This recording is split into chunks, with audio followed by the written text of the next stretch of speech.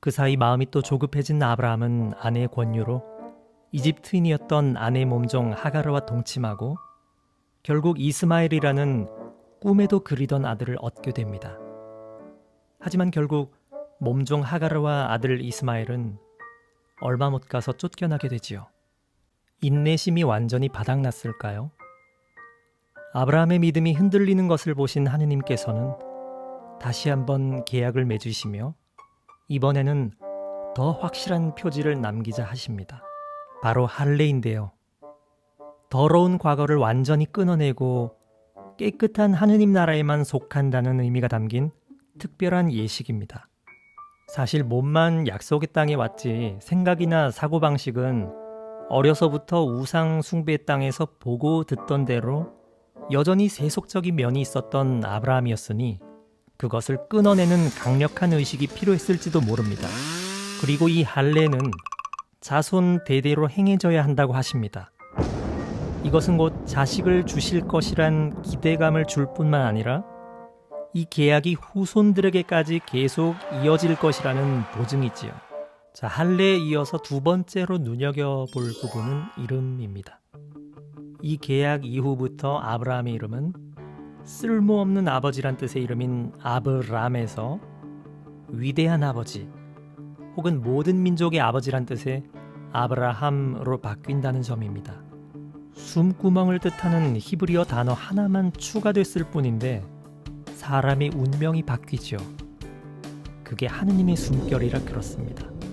계약만으로는 부족하다고 생각하신 듯이 하느님께서는 세 사람의 형상으로 아브라함을 직접 찾아가셔서 자신을 부른 목적에 대해서 다시금 확인시켜 주십니다. 전통적으로 이 부분은 삼위일체이신 하느님에 대한 구약의 예시라고 설명합니다. 자, 지금부터 아브라함의 변화를 한번 주목해 보세요.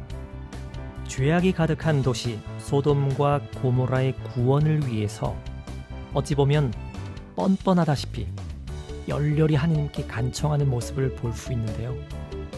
계약을 통해서 새롭게 태어난 아브라함이 처음으로 했던 일은 바로 새 이름에 걸맞게 세상 구원을 위한 기도였습니다. 이와 반대로 하느님이 아닌 죄악과 향락의 도시 소돔과 고모라로 향했던 조카 롯은 집안이 풍비박산이 납니다. 먼저 사랑하는 아내를 잃게 되고 집안의 대가 끊길 걱정을 한 두 딸들이 몰래 세운 계획으로 아버지와의 근친을 통해서 모압과 벤암미가 태어나죠. 이들이 바로 모압족과 암몬인들의 조상이라고 성경은 설명합니다. 다시 가나안 근처로 돌아온 아브라함은 남쪽 해안가 근처 그라르 지방으로 이주합니다. 여기서 또 아브라함은 이집트에서 했던 실수를 반복합니다.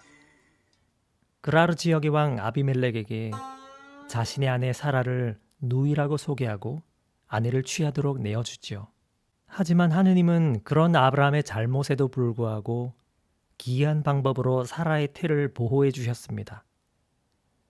헤브론 근처 마므레 땅에 정착한 뒤에는 드디어 고대하던 아들 하느님 나라의 상속자 이삭이 태어납니다. 수많은 인간적인 약점에도 불구하고 아브라함은 끝없는 시련을 통해서 믿음의 아버지로 성장합니다. 자, 이삭이 태어났으니 이제 그를 향한 하느님의 시험이 끝이 난 걸까요? 아니죠. 상상도 못했던 가장 어려운 마지막 관문이 하나 더 남아있다는 것을 아브라함은 미처 몰랐을 겁니다. 이번 수업은 여기까지입니다.